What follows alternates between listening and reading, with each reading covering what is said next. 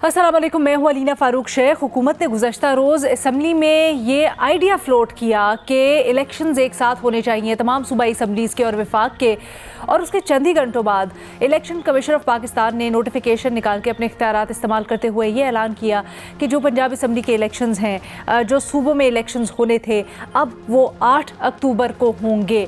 Election commission कहता है कि उनके पास ना पैसे हैं, ना सिक्योरिटी दी जा रही है, तो ऐसे हालात में उनके लिए उन्होंने भरपूर कोशिश की, लेकिन इलेक्शंस करवाना, साफ शफाफ इलेक्शंस करवाना अभी मुमकिन नहीं है। अब इसके ऊपर दो राय पाई जा रही है। एक तरफ तो हुकूमत जो कि इलेक्शन कमीशन ऑफ पाकिस्तान के फैसले की हिमायत में सामने आ गई है। आज भी वफाकी वज़ीर कानून ने मुख्तलिफ वजाहतें पेश की और इसको कानूनी तौर पर भी जस्टिफाई करने की कोशिश की, और गुज़श्ता रात अता तारड़ साहब जो कि वज़ीर आज़म के मुआविन खुसूसी हैं, उन्होंने भी इससे मुताल्लिक़ गुफ्तगू की। वो ज़रा सुनिए, उसके बाद आगे बढ़ते हैं।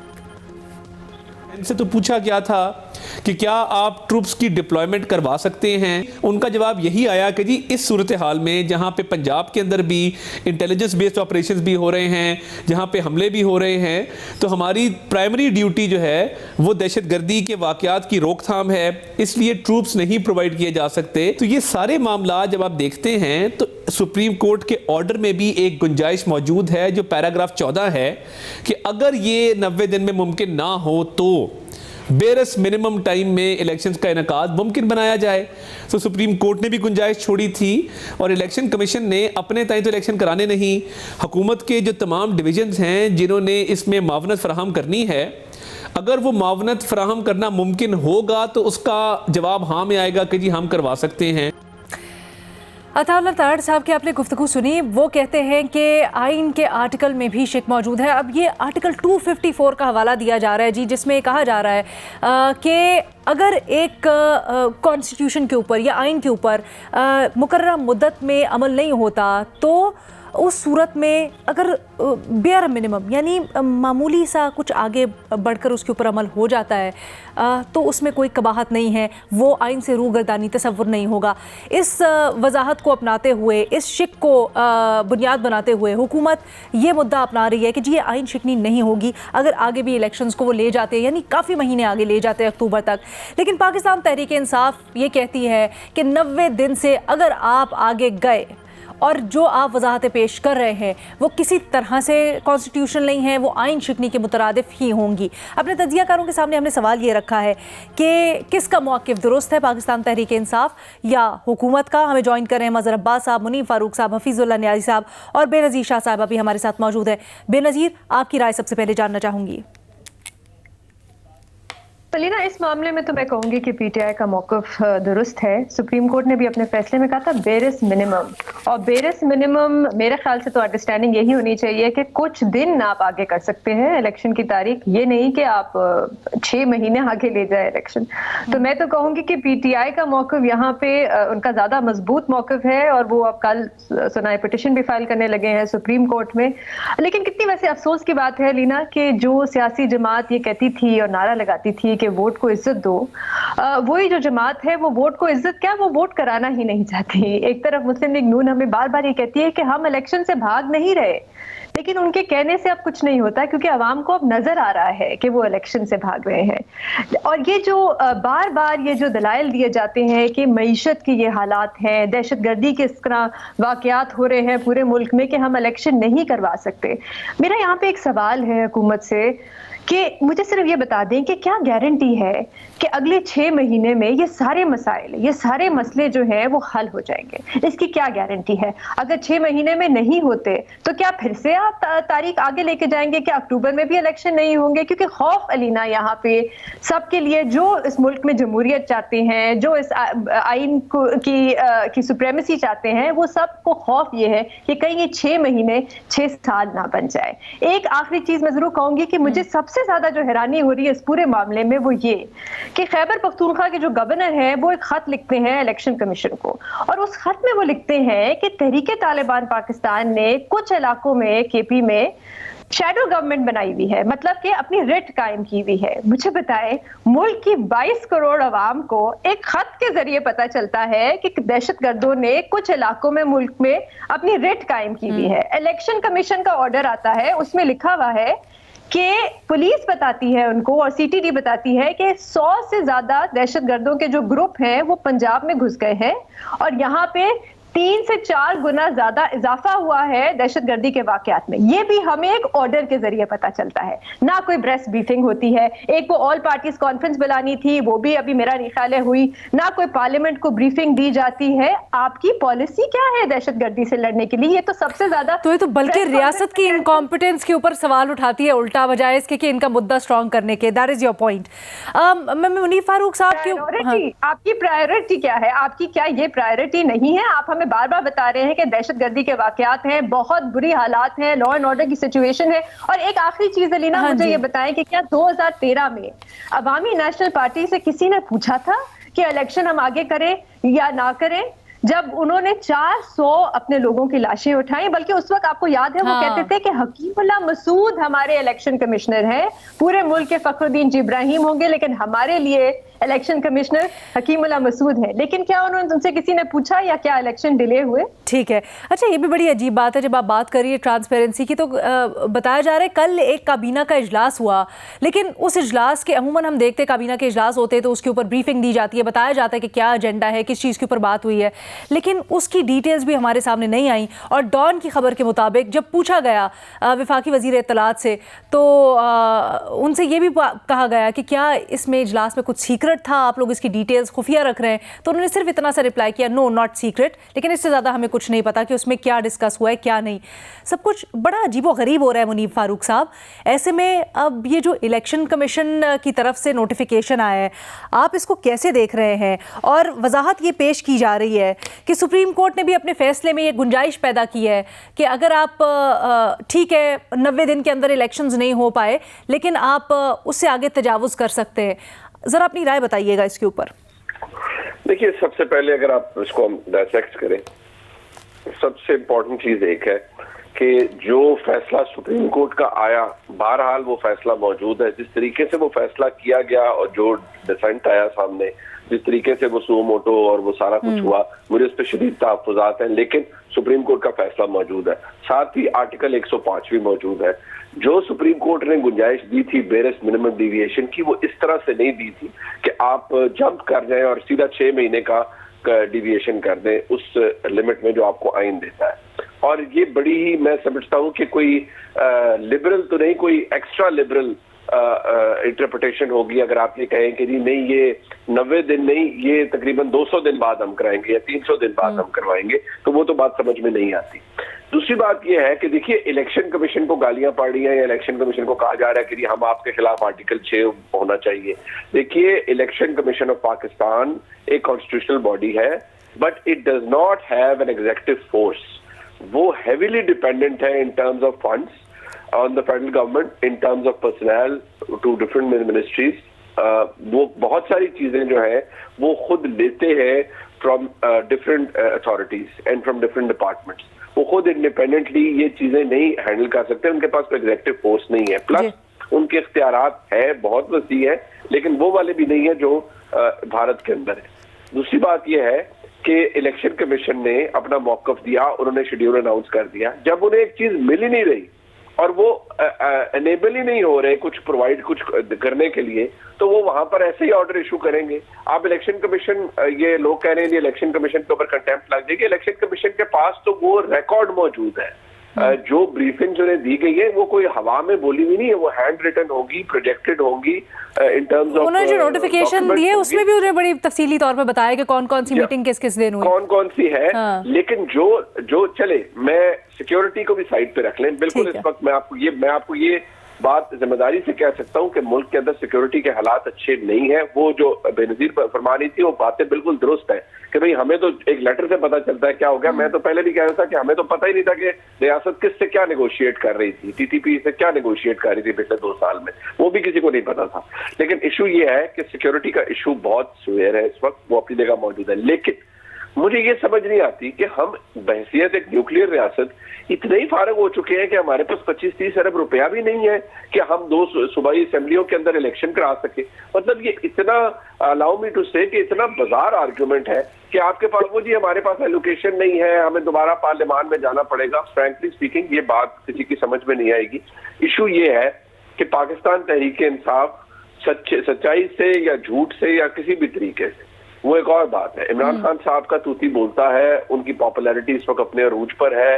Pakistan Muslim league Noon for right reason और रॉन्ग रीजन अपना पॉलिटिकल कैपिटल बहुत बड़ी हद तक गंवा चुकी है। उसको बहुत पापड़ बेलने पड़ेंगे वो कैपिटल दोबारा रीगेन करने के। लेकिन मैं आपको ये बात बता दूं with due respect to everyone, मुझे अभी भी नहीं यकीन कि ये इलेक्शन, इवन जनरल इलेक्शन इस साल होंगे। अल्लाह करे हो जाए, लेकिन मुझे अभी भी नहीं पता, क्योंकि अक्टूबर में भी होते हुए नहीं लगते आपको, और आम इंतखाबात भी नहीं। मतलब कुछ चीजें ऐसी होती हैं जो कि आपको नजर आ रही होती हैं, लेकिन आपके पास कोई कोजेंट एक या कोई टेंजिबल एविडेंस नहीं होता कि आप उनके ऊपर अपना पूरा जो अगेंस्ट दैट प्रेमिस आप पूरी एक आप आर्गुमेंट बना सकें। आपको पता, लेकिन आपको फीलर आ रहा होता है एक, ये क्या वजह है इस फीलर की मुनीब, अगर थोड़ा सा कुछ बता सके तो। देखिए, मैं इतनी बात आपको बता दूं कि हमारे मुल्क के अंदर ग्राउंड रियलिटीज बहुत मैटर करती है, और ये बात मेरे ख्याल में I don't need to school और educate anyone, everyone knows about it. Issue ये है कि हालात शायद फर्क होते अगर इमरान खान साहब की सियासत फर्क होती, अगर इमरान खान साहब ने वो ना किया होता जो उन्होंने पहले भी किया है। अब इशू ये है कि ऐसे हालात के अंदर क्या रियासत इमरान खान साहब की सियासत को एक्सेप्ट कर रही है क्या इमरान, हाँ, क्योंकि देखिए जब मेरे पास मिसाल मौजूद है ना, 2000 इमरान मियां नवाज शरीफ 2013 का इलेक्शन जीत कर आए, 2014 में उनको घर भेजने की तैयारी शुरू हो चुकी थी, फिर पैनमा आ गया, और जिस तरीके से पूरी रियासत का एम्बिशन मौजूद। अच्छा, लेकिन इनकी आप बिल्कुल दुरुस्त मिसाल दे रहे हैं मुनीब, और हमने देखा है ये, लेकिन यहाँ पर एक सवाल फिर पैदा होता है कि जिस खदशे का आप इजहार कर रहे हैं उसके चलते हुए तो फिर केयर टेकर हुकूमतें हैं, केयर टेकर सेटअप है, वो किस तरह से आगे क्या चल सकता है, क्योंकि 90 दिन के बाद उनकी तो कोई आईनी हैसियत नहीं रहती। How is it going to, नहीं होगी, बाय वे ऑफ एक्सटेंशन ही होगा ना। अगर इलेक्शन डिले हो सकते हैं तो केयर टेकर की मुद्दत भी बढ़ सकती है, लेकिन फिर वो तो आपको पावर्स उनकी बढ़ानी पड़ेंगी, फिर बजट है, फिर बहुत सारी चीजें हैं, वो किस तरह से वर्क करेगा। Allow me to take a break Munib, एक मुख्तसर सी ब्रेक लेते हैं, उसके बाद वापस आते हैं, इस डिस्कशन को कंटिन्यू रखेंगे।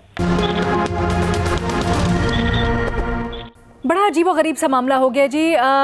कल रात इलेक्शन कमीशन ने जो नोटिफिकेशन जारी किया है उसको पाकिस्तान तहरीक इंसाफ रिजेक्ट कर रही है, और वो कह रही है कि ये तो आइन चिकनी के मुतरादिफ है, लेकिन हुकूमत इसको बैक कर रही है, कह रही है बिल्कुल दुरुस्त है। वैसे ही गुंजाइश है कि अगर आप 90 दिन से आगे चले तो आप एक्सटेंड कर सकते हैं। मज़हर अब्बास साहब, इसके ऊपर आपकी क्या राय है? और जिस तरह से हुकूमत कह रही है कि जी ये बहरान को हल करने का एक तरीका है कि एक साथ इलेक्शंस हो जाएं, क्या आप इससे इत्तफाक करते हैं? नहीं, मेरा ख्याल है पीटीआई का मौक़िफ़ इस मामले में बिल्कुल दुरुस्त है, और बड़ी बदकिस्मती है कि हम उस साल ये सब कुछ कर रहे हैं जिस साल हम पाकिस्तान के आइन की 1973 के आइन की 50वीं सालगिरह मना रहे हैं। मुझे नहीं पता हमें सालगिरह मनानी चाहिए आइन की या बरसी मनानी चाहिए। देखिए, बहुत सीधी सी बात थी। इलेक्शन कमीशन को मुख्तलिफ एजेंसीज़ ने, वजारतों ने अपनी जो उन्होंने एक्सक्यूज़ कर लिया था, और किसी ने कहा पैसे नहीं दे सकते, किसी ने कहा सिक्योरिटी नहीं दे सकते। अब इलेक्शन कमीशन का क्या काम था? इलेक्शन कमीशन ये इलेक्शन करा रहा है on the direction of supreme court. उनको किसको रेफर करना चाहिए था ये बात? ये जो सारी रिपोर्ट्स उनके पास आई, सब ने अपनी अपनी माजरत कर ली, तो उन्हें सीधा सा रेफरेंस फाइल करना चाहिए था इन द सुप्रीम कोर्ट कि जी हम सुप्रीम कोर्ट से गाइडलाइन लें, सुप्रीम कोर्ट बताए कि ऐसी सूरत हाल में हम इलेक्शन कैसे करा सकते हैं जब ना हमें सिक्योरिटी दी जा रही है, ना हमको जो है वो पैसे दिए जा रहे हैं, लाखों हमें आरोज चाहिए हैं, तो हम कैसे इलेक्शन कराएं। उन्होंने ना सिर्फ ये कि इलेक्शन मुलतवी कर दिए, उन्होंने एक तारीख भी दे दी, और तारीख कोइंसाइड किस तारीख से कर रही है? तारीख कोइंसाइड कर रही है जनरल इलेक्शन से। यहाँ उनकी बदनीयती जाहिर हो रही है। अगर आप 1 महीने के लिए पोस्टपोन करते तो समझ में आती बात, या आप जिस तरह मैंने कहा कि आप सुप्रीम कोर्ट जाते, सुप्रीम कोर्ट जो है उन स्टेक होल्डर्स को बुला के पूछ लेती, और फिर उसके मुताबिक वो फैसला करती। वो इलेक्शन कमीशन जो कल तक ये मौक़िफ़ इख्तियार किए हुए था कि इलेक्शन की डेट हम नहीं दे सकते, उस इलेक्शन कमीशन ने रात को एक तारीख दे दी 8 अक्टूबर की। अगस्त में जो है ये कौमी असम्बली डिसॉल्व होनी है, बाकी सूबाई असम्बली, और अक्टूबर में इलेक्शन होने हैं। तो आप जो सिलेक्शन ऑफ डेट है इलेक्शन कमीशन की, वो कोइंसाइड कर रही है और इससे उनकी बदनीयती जाहिर हो रही है। उनको सीधा सा चाहिए था कि उनको जो उनके बिल्कुल उनका मौक़िफ़ इस लिहाज से इंटरनल मीटिंग के लिहाज से दुरुस्त था कि जी हम कैसे कराएं इलेक्शन, ठीक है, लेकिन वो खुद नहीं कर सकते थे। उन्हें चाहिए था कि सुप्रीम कोर्ट में दरख्वास्त देते, सुप्रीम कोर्ट से कहते कि जी अब आप हमें गाइड करें कि हमें तो ना वजारत ख़जाना दे रही है पैसा, ना वजारत दिफा सिक्योरिटी दे रही है, तो हम ऐसी सूरत में कैसे इलेक्शन कराएं। और सुप्रीम कोर्ट जो भी डेट करती है, उनको बुला के जो भी वो करती है, वो उनका काम था। आपने खुद ही सारे फैसले कर डाले, खुद ही एक नई तारीख दे डाली। तो मुझे तो नहीं लगता कि इलेक्शन कमीशन का ये जो फैसला है ये स्टैंड कर पाएगा सुप्रीम कोर्ट के सामने।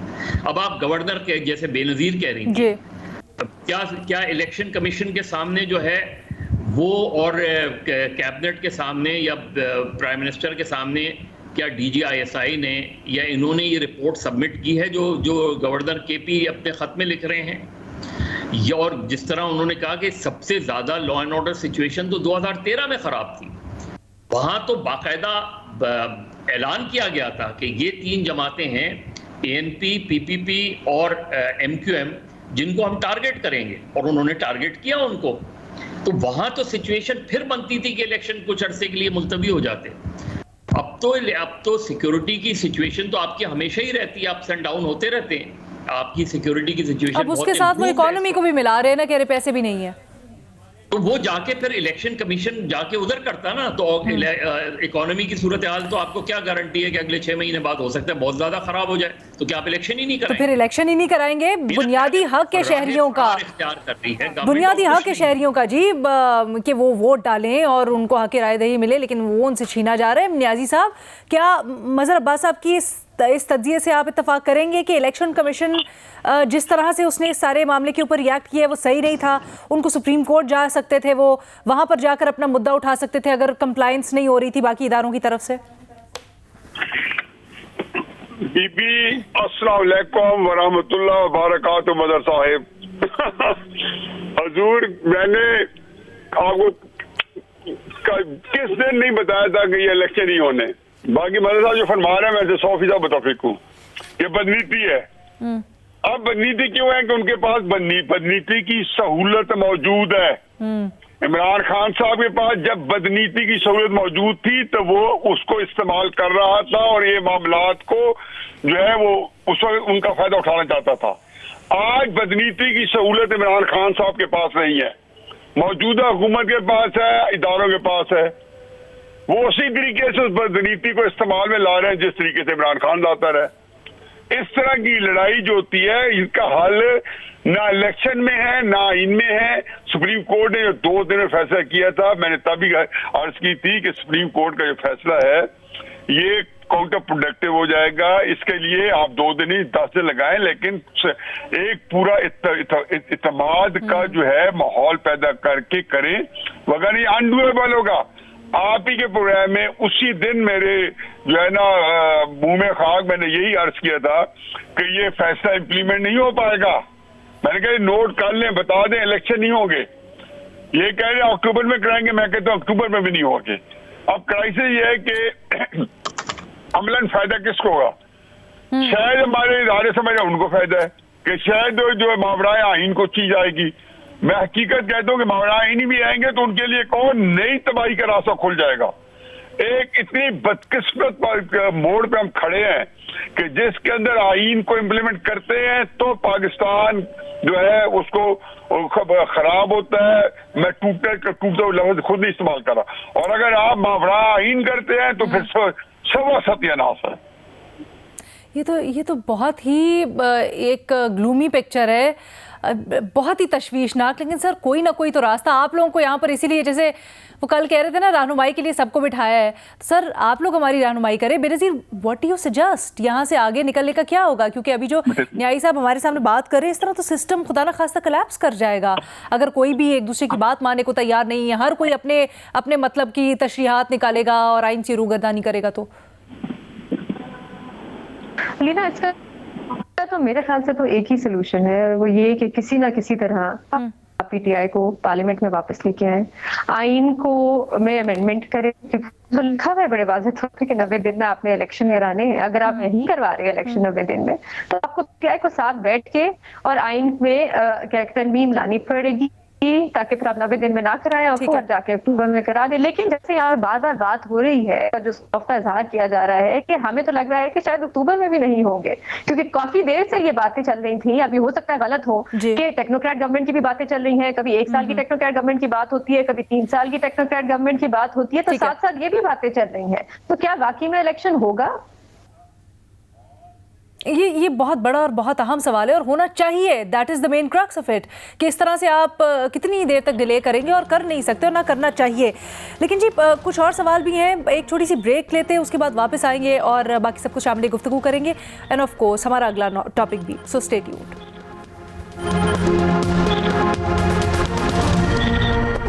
हम मुल्क की सियासत के ऊपर बात कर रहे हैं, और उसमें एक अहम डेवलपमेंट ये भी कि गुज़श्ता रोज़ इमरान खान ने मीडिया से गुफ्तगू करते हुए एक और उनको कत्ल करने की साजिश के प्लान का इंकशाफ किया है, और वो इल्ज़ाम लगाते हैं कि उनको कत्ल किया जा सकता है जिस तरह मुर्तज़ा भुट्टो को कत्ल किया गया था।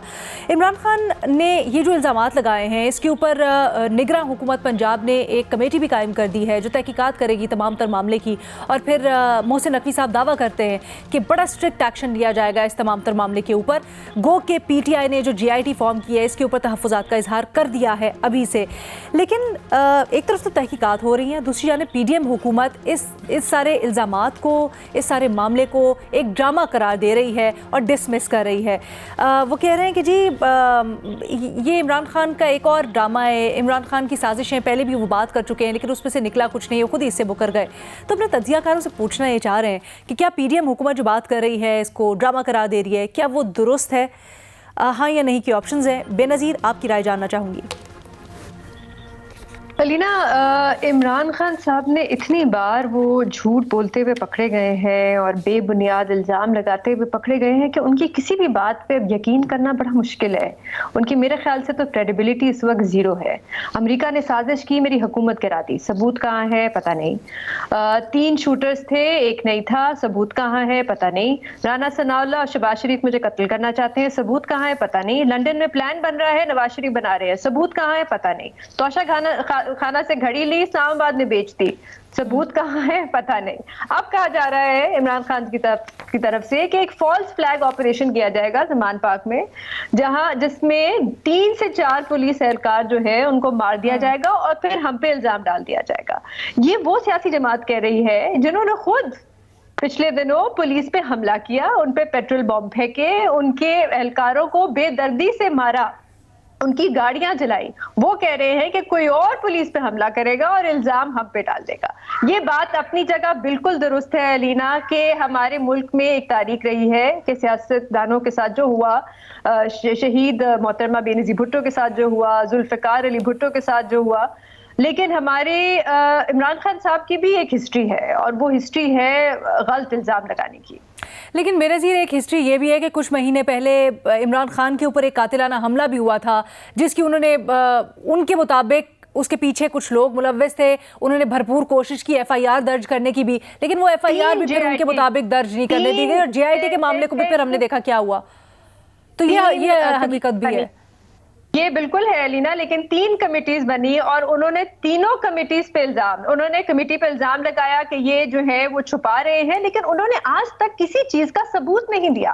भाई आप सबूत दें तो हम आपकी बात मान लें। आप अगर कह रहे हैं कि वो छुपाने की कोशिश कर रहे हैं, आप कह रहे हैं कि 3 शूटर है आपके पास, आप खुद हमें कह रहे हैं कि अंदर से आपको मालूमात मिलती है, पुलिस और इंटेलिजेंस से आपको मालूमात मिलती है, लेकिन इस तरह की जो मालूमात मिलती है मज़हर अब्बास साहब, के इनके सबूत वाकई में हो सकते हैं? ये किस तरह से प्रूव किया जाए फिर अपने इल्जामात को? देखिए, एक तो जो इन्होंने जीआईटी बनाई है, या मुझे नहीं पता, जाहिर है इनिशियल तो मैं अभी सुन रहा था फवाद को और असद उमर को, इनिशियली तो फवाद ने उसे वेलकम किया। मेरा अपना ख्याल ये है कि वाकई, और ये पीडीएम के लिए भी, पंजाब गवर्नमेंट के लिए ज़्यादा बेहतर होगा अगर क्रेडिबल ऑफिसर्स, चाहे वो रिटायर्ड हो, लाइक पीपल लाइक अफजल शिगरी साहब या डॉक्टर शोएब सडल साहब, इनको आप उस जीआईटी का और उसका कमीशन का हेड करें, और ये लोगों को टास्क दें। और मुझे उम्मीद है कि ये वो लोग हैं कि जिनके उस पर बहुत कम लोग इस पे क्वेश्चन करेंगे उनके ऊपर, और वो लोग इसको इन्वेस्टिगेट करें। और जाहिर है इन्वेस्टिगेशन शुरू हमेशा कंप्लेनेंट से होती है, चाहे और अगर वो विक्टिम है तो विक्टिम से इन्वेस्टिगेशन शुरू होती है। अगर वो ये शिकायत कर रहे हैं कि फलां लोगों पे शक है तो इनिशियल एविडेंस जो है वो तो उन्हें देना होगा। देखिए वजीराबाद में भी गवर्नमेंट ने मिस हैंडल किया। पहली मिस हैंडलिंग ये हुई कि जैसे ही अटैक हुआ उसके बाद जो आदमी को पकड़ा गया उसी शाम उस आदमी का वीडियो बयान जो है वो मीडिया को दे दिया गया। वो सबसे बड़ी जो है वो गफलत थी और क्रिमिनल नेग्लिजेंस थी।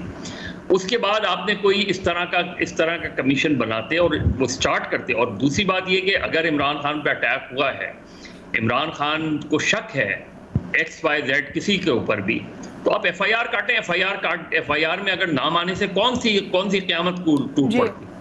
वो तो एक उसके बाद भी उनका सबूत भी इमरान खान को ही देना होता। ठीक है। बीच में इमरान खान साहब ने एक और अजीब गरीब बात की थी और वो थी आसिफ अली जरदारी साहब के हवाले से। और वहां तो उन्होंने बहुत स्पेसिफिक बात की थी कि अब चूंकि अब जो वो बात कह रहे हैं वो उससे मुख्तलिफ है। उधर तो उन्होंने कहा कि जरदारी साहब ने फलां उसको जो है वो टास्क दिया है और उनको जहाँ तक मुझे याद है कि शायद पेमेंट भी हो गई है और वो लोग वो होंगे। इसकी गवर्नमेंट के ऊपर क्या बर्डन आता है। देखिए जब भी कोई इस स्टेचर का आदमी जब कोई ऐसी बात करता है तो इम्कान इस चीज़ का होता है कि खुदा ना खास्ता कोई तीसरा फरीक अगर इससे फायदा उठा ले तो वो फिर आप पर सारी बात आ जाती है। इसलिए जो JIT बने या कमीशन बने वो उसमें PTI की कंसर्न भी शामिल करनी चाहिए और उसमें अगेन ऐसे क्रेडिबल ऑफिसर्स रखें आप जो ना आपके प्रेशर में आ सकें ना किसी दूसरे के इन्फ्लुएंस में आ सकें। ठीक है। ऐसे ऑफिसर के पर अगर आप मुश्तमिल बनाएंगे उसकी रिपोर्ट की भी क्रेडिबिलिटी होगी, उनको इन्वेस्टिगेशन का उस तरह का एक्सपीरियंस भी है और with the cooperation of different intelligence agencies. तो अभी तक आप जो पाकिस्तान डेमोक्रेटिक मूवमेंट इसके ऊपर मौक़िफ़ लिए हुए उसको रद्द कर रहे हैं आप और कह रहे हैं कि नहीं जी तहकीकात होनी चाहिए इसकी, राइट? और नहीं वो तो उन्होंने पंजाब गवर्नमेंट ने तो तहकीकात का हुक्म दे दिया है ना सर। निगरान हुकूमत ने दिया है लेकिन PDM हुकूमत अफसरान के नाम दिए हैं, उन अफसरान पे शायद क्वेश्चन उठे। उससे बेहतर ये है कि ऐसे अफसरान को नामजद किया जाए जिसमें PTI की मंशा भी शामिल हो। ठीक है, उनकी क्रेडिबिलिटी। लेकिन सर PDM जो हुकूमत है, जो विफाकी हुकूमत है, वो दूसरी सांस में इसको सारे चीजों को ड्रामा भी कह रही है, एक पॉलिटिकल नैरेटिव भी बना रही है। उसके ऊपर भी आपकी वो भले कहते रहे उससे कोई फर्क नहीं पड़ता। ठीक है, उससे कोई फर्क। न्याजी साहब सर आपकी राय। देखिए लीना, एक ट्रस्ट डेफिसिट है जी। इमरान खान साहब जो सबसे बड़ा बुहरान ये है कि वो जिस चीज को मर्जी जो मर्जी रुख देते, वो कई जगह पे एक स्टेप आगे लेते हैं और एकदम दो स्टेप पीछे जंप कर जाते हैं और उसके बाद उसको उसी तरीके से जो है उसके ऊपर खेलना शुरू कर देते हैं। दूसरी तरफ PDM जो है, इमरान खान साहब कोई बात करे तो उसको वो 100% झूठ समझते हैं, फ्रॉड समझते हैं, मकारी समझते हैं। PDM जो बात करती है इमरान खान साहब का पैन ही वही ख्याल है। जब आप हमने तो मैं ये सोचा था, सुना था कि अपोजिशन गवर्नमेंट एक जमहूरियत की गाड़ी के दो पहिए होते हैं और दोनों में से इससे बराबर का बोझ लेना पड़ता है। आप मुझे बताएं कि यहाँ पे कोई किसी किस्म का इनके आपस के अंदर मुलाकात का कोई इम्कान लगता ही है कि जन्नत भी किसी को मिली तो दूसरा उसमें जाने में इनकार कर देगा। ये कितना बड़ा क्राइसिस पाकिस्तान का बुहरान है कि जिसके अंदर ये अगर पार्टी जो है ये जो हम बात ही कर रहे हैं ना, इमरान खान साहब बिल्कुल सही कहा कि अगर आप कुछ 30-14 फरीक मार देगा तो 100% यहाँ के इदारे जो है उनको चाहे कुछ भी कर ले उनको ये ब्लेम उनके ऊपर आएगा। चाहे मैं कहता हूँ कि इमाम खान अकाबा की भी गवाही ला दें तो फिर भी इन पे ब्लेम आएगा, क्योंकि ये जो ऑप्टिक्स है वो यही है और वो यही समझते हैं। अब मैं तो ये समझता हूँ कि पाकिस्तान का ये बुहरान जो है, ये जो हम डिस्कस करें, पहला सवाल जाइए उसके बाद आप ये डिस्कस करेंगे उसके मुख्तलिफ हिस्से हैं, बिल्कुल सही है। हाँ। जो मेजर प्रॉब्लम है उसको सॉल्व करने का मुझे कोई सूरत नजर नहीं आती कि कोई बंदे फ्रीक बैठे एस्टेब्लिशमेंट है। इस वक्त तो 4 फ्रीक बन चुके हैं, एक इमरान खान, एक हुकूमत, एक सुप्रीम कोर्ट और एक एस्टेब्लिशमेंट, और चारों इतने मौसर हैं कि मैं तो 5-6 दिन से प्रैक्टिकली इस्लामाबाद में फिर रहा हूँ और भुगत रहा हूँ। सर, एक उम्मीद की किरण ये है, या आप लोग समझते हैं कि नहीं है, इसको भी मैं आगे चल के ज़रा एड्रेस करती हूँ कि खबर ये आई है कि पाकिस्तान तहरीक इंसाफ शायद असम्बली में जा सकती है, पार्लियामेंट को जो जॉइंट सेशन कॉल किया गया सदर साहब की जानिब से उसमें शिरकत कर सकती है। इसके ऊपर ज़रा बात करते हैं, लेकिन पहले मुनीब साहब आप कहिएगा, ये जो बात हो रही है, कल इमरान खान साहब ने इल्ज़ाम लगाया और बताया कि उनको कत्ल करने की साजिश हो रही है दोबारा से, उसके ऊपर एक कमेटी भी बनाई गई है, लेकिन हुकूमत इसको ड्रामा करार दे रही है, पीडीएम हुकूमत टू बी स्पेसिफिक। क्या आप समझते हैं ये जो कह रहे हैं पीडीएम वाले, ये दुरुस्त है? पीएम की हुकूमत तो जो कह रही है उसके बारे में तो खैर वो तो उन्होंने सियासी मुखालफत में जो कुछ कहना है। इमरान खान साहब पर एक कातलाना हमला हुआ, बिल्कुल हुआ, ठीक है, अल्लाह ताला का शुक्र है कि वो उसमें जख्मी हुए लेकिन महफूज रहे। बाकी उसके बाद जो इमरान खान साहब का मौकफ रहा है, देखिए वो तो मतलब कुछ हद तक फिर वो आप कह रहे हैं वो मज़ा का खेज हो गया है। वो इसलिए कि ये इन्होंने प्लान कर लिया है और मुझे इस्लामाबाद पुलिस और पंजाब पुलिस मारेगी और ऐसे करके मारेंगे और ये मारेंगे, ये पता नहीं कौन कौन आके उन्हें बताता रहता है और वो ऐसी बातें फिर आगे देते हैं इससे। लेकिन एक चीज बड़ी सक्सेसफुली देखिए एंगेज करते हैं, उन्होंने अपना जो वारंट गिरफ्तारी थी उसकी एग्जीक्यूशन रोकी, पूरा एक आर्ट क्रिएट किया, एक टोपी ड्रामा था, क्योंकि वो बाद में जब हाई कोर्ट खुद चले गए तो उससे तो बात जाहिर होगी ना कि वो आराम से जा सकते थे और कोई इतना बड़ा इशू नहीं था। असल में इमरान खान साहब, अब वो किसी को अच्छा लगे या बुरा लगे, फैक्ट ऑफ द मैटर ये है कि वो अपनी गिरफ्तारी से बहुत खौफजदा है और कभी उन्हें होता है कि मुझे तशद्दुद करेंगे, कभी उनको होता है मुझे कत्ल कर देंगे। देखिए मैंने पहले भी कहा था, इमरान खान साहब को अगर रियासत गिरफ्तार करती है तो कोई भी ये लायबिलिटी अपने सर नहीं लेना चाहेगा कि उनकी तहवील में इमरान खान साहब को खुदा न खास्ता कोई खराज भी आए, ऐसा तो हो नहीं सकता। इमरान खान साहब लेकिन खुद बजाते खुद वो हैसियत एक साबिक वज़ीर आज़म के और इतने मकबूल लीडर थे, उनको तगड़ा होना चाहिए, मजबूत भी होना चाहिए। हम जैसे आम आदमी तो नहीं है वो, जब अल्लाह ने इतनी इज्जत दी है तो फिर मजबूती भी दिखाएं। जेल तो कोई बात नहीं है, फिर वो जाएंगे तो अदालतें तो मौजूद हैं और उनको खातिर तो फिर ये खतरे तो आते रहते हैं। अच्छा मुनीब साहब, तो फिर आपको करना पड़ता है। मुझे ये ना मजा का खेल सकती है कि मुझे फलाना मरवा देगा, मुझे पुलिस ऐसे मरवा देगी, इन्होंने स्क्वाड बना दिया, ये बेवकूफाना और बच्चों वाली बातें हैं। ये मतलब निहायत ही मैं समझता हूँ एक, लेकिन मुनीब ये कहा जाता है ना कि जब इतने ज्यादा वो रेड लाइंस क्रॉस कर रहे हैं और एक ऑब्वियस रेड लाइन तो उन्होंने बहुत उससे मिटा भी दी है, तो इसके लिए इसके बाद फिर रेप्रिकॉशंस भी हैं जिससे वो फियरफुल है। तो ये खतरा तो जेन्युइन होना चाहिए, नहीं? सियासी रेप्रिकॉशंस हैं, सियासी। अच्छा ठीक है। अच्छा मुनीब साहब, सॉरी हमारे पास प्रोग्राम में ज़रा टाइम कम रह गया, आपसे अब हमारा राब्ता मुनक़ता हो गया था उस वक्त। यहाँ पर एक बात हुई और मज़े साहब ने एक नुक्ता उठाया जिसके ऊपर मैं आपकी खास तौर पे रहनुमाई चाहती हूँ। उन्होंने कहा ये जो ईसीपी ने कल रद्द-ए-अमल दिया है नोटिफिकेशन निकाल के, ये उनको नहीं देना चाहिए था, ये बदनीयती की है और बेहतर ये होता कि ईसीपी जाती सुप्रीम कोर्ट के पास और सारी जो इदारे उनके साथ कंप्लाइंस नहीं करे ये जाके रखते सुप्रीम कोर्ट के पास और वो ज़्यादा एहसन तरीका होता। ज़रा हमारी रहनुमाई कीजिएगा इसके ऊपर, इस तरह बहरान ज़रा टल सकता था, मामला बेहतर तरीके से आगे चल सकते थे।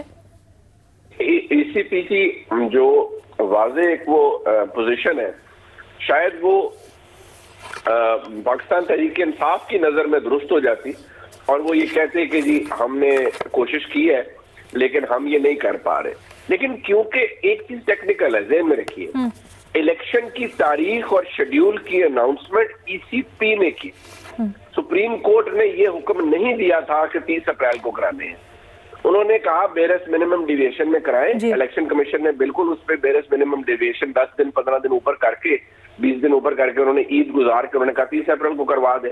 लेकिन ये फैक्ट ऑफ द मैटर है जिससे सुप्रीम कोर्ट भी वाकिफ है कि जब आपके रियासती इदारे, आपके तमाम महकमे इलेक्शन कमीशन को वो सपोर्ट नहीं दे रहे तो इलेक्शन कमीशन ने एक ऑर्डर इशू करना है कि भाई उनकी इनकैपेसिटी है कि वो नहीं कर पा रहे, वो कहते हैं मुमकिन नहीं है।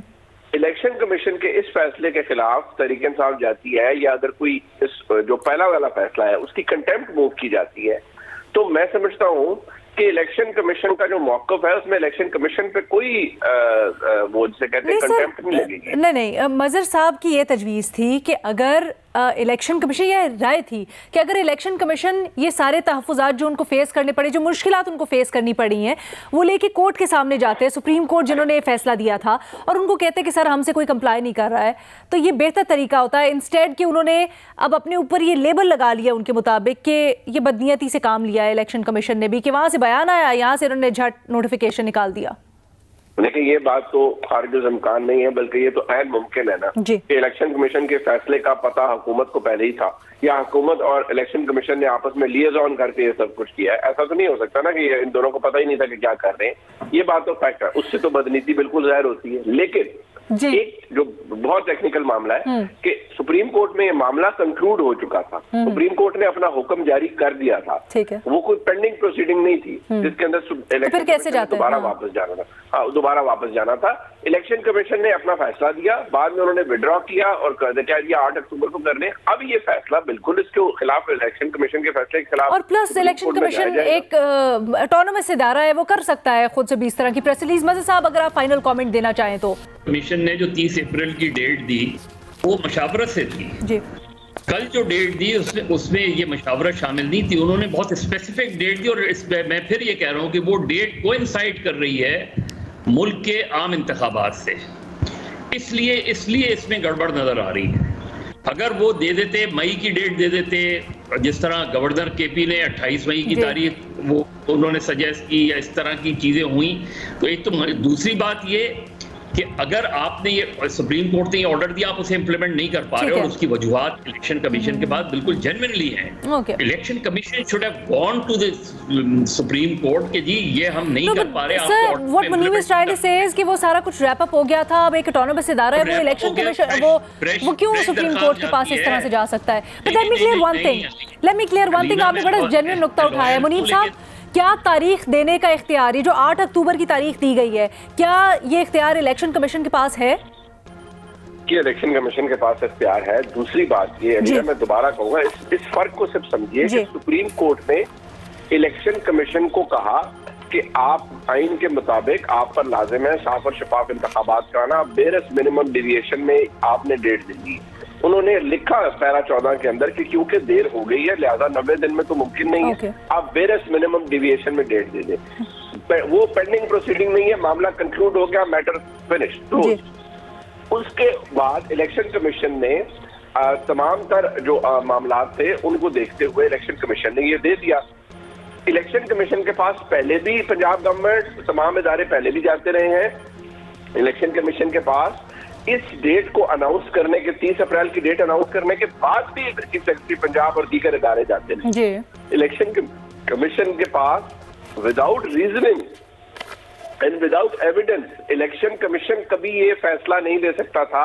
उसमें तो बात बिल्कुल दुरुस्त है, लेकिन मैं ये बात मदर साहब की एक्सेप्ट करता हूँ, और दुरुस्त बात है कि ये नहीं हो सकता कि गवर्नमेंट को नहीं पता था कि इलेक्शन कमीशन ने आज रात को क्या फैसला करना है, और इलेक्शन कमीशन को नहीं पता था कि आज पार्लियामेंट में क्या हुआ है। ये हुआ नहीं, और फिर वो बेरस मिनिमम की भी जिस तरह से तशरीह की जा रही है, बेरस मिनिमम की तशरीह के ऊपर भी 6 महीने इंतजार करना तो कहीं से नहीं होता था।